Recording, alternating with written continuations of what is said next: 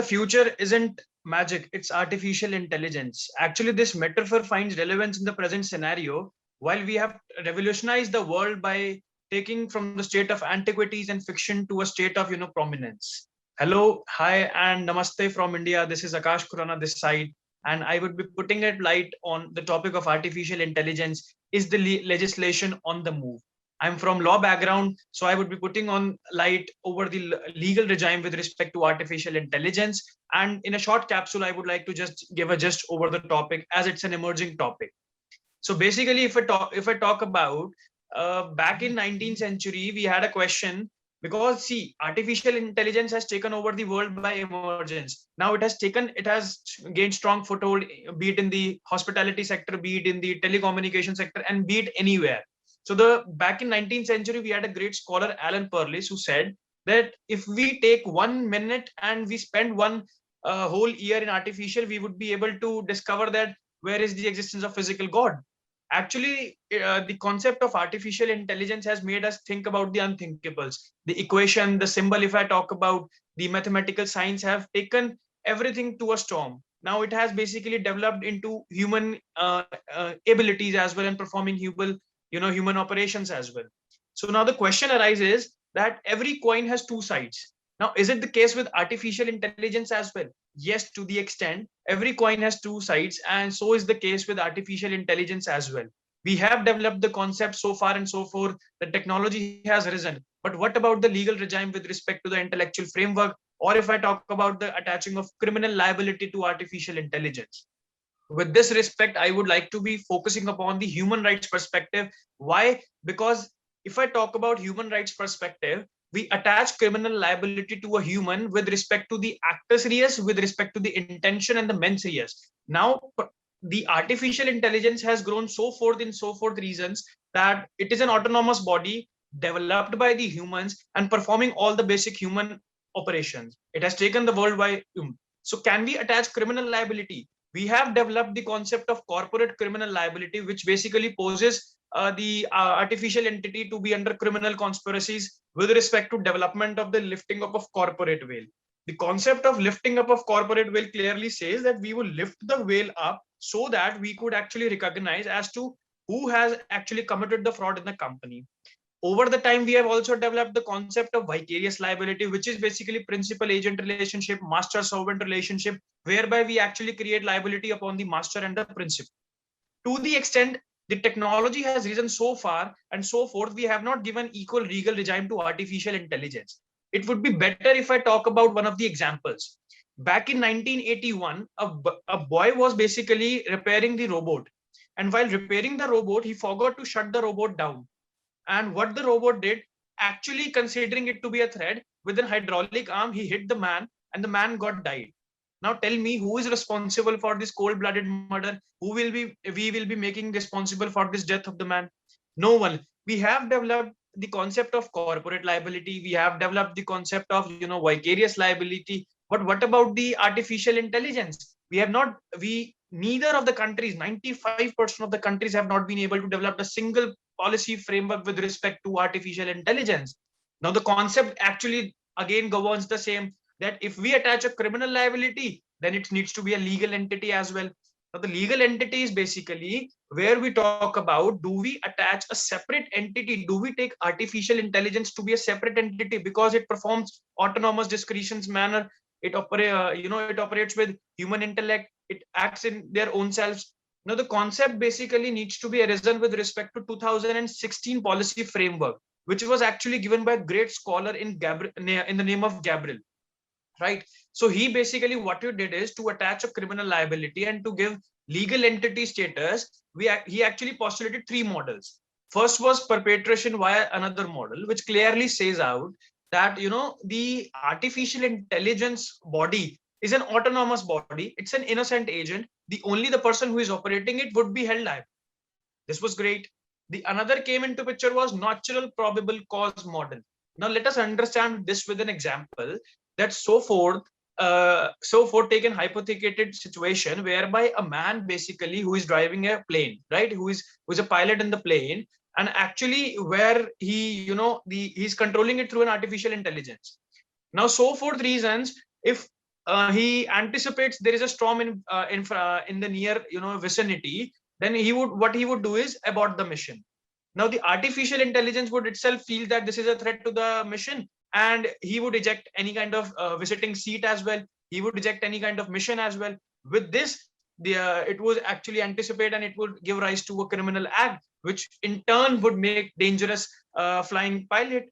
So natural probable cause model clearly stated out that the man who knows the natural probable cause of a consequence or the consequence of an act would be held liable. As clear as that. Then came into picture what is direct liability model.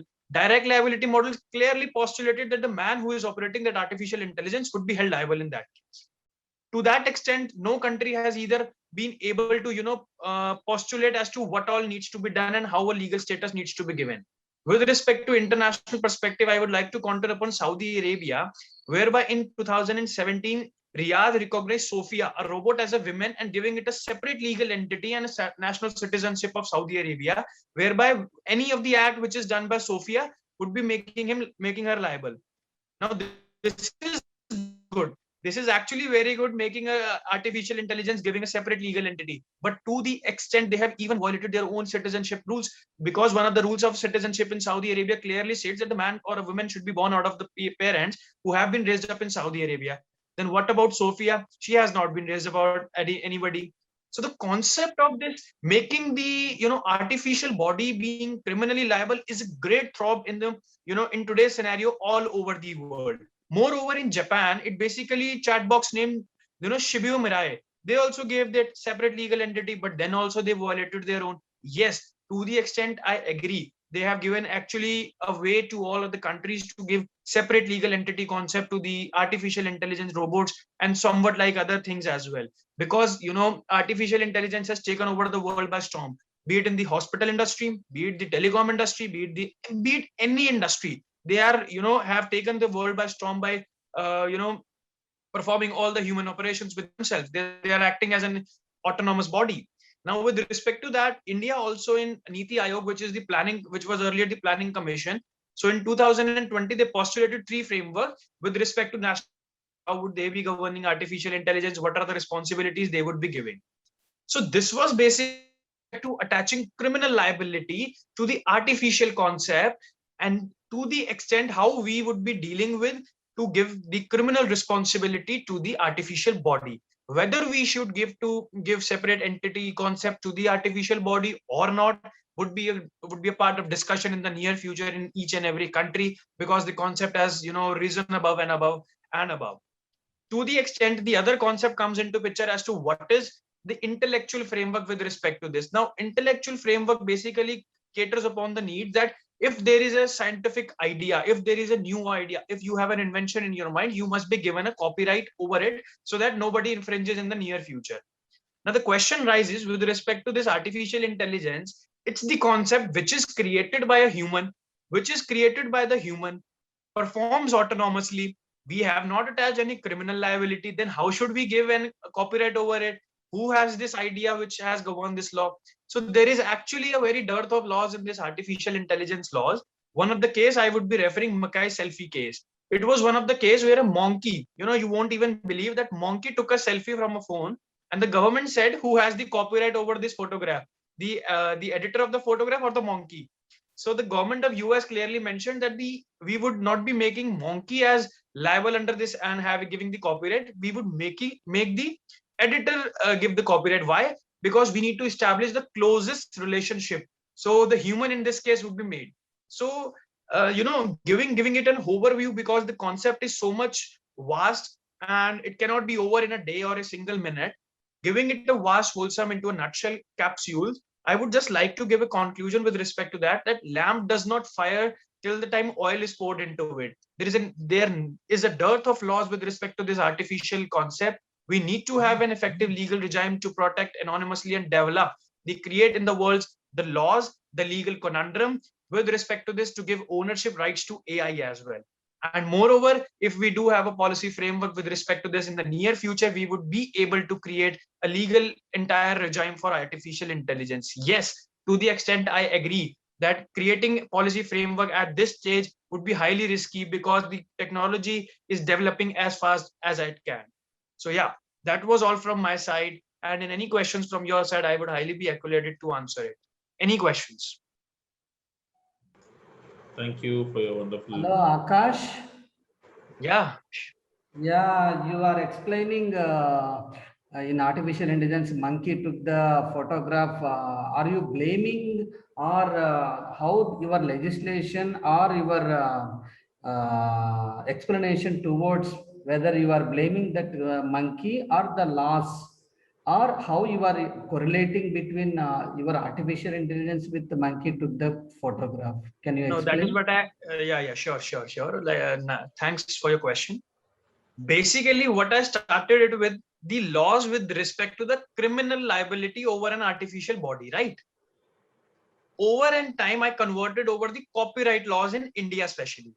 Now, if you read copyright law in India, section 14 or section 51, to the extent we give copyright issues, we give copyright to the person who has actually developed that concept, right? Who has that, so that there is no infringement in the near future. Now, this Mackay selfie case was back in 19th century, if I talk about in the US, where I'm not contemplating that the laws are in the, I'm talking about the attaching of criminal liability.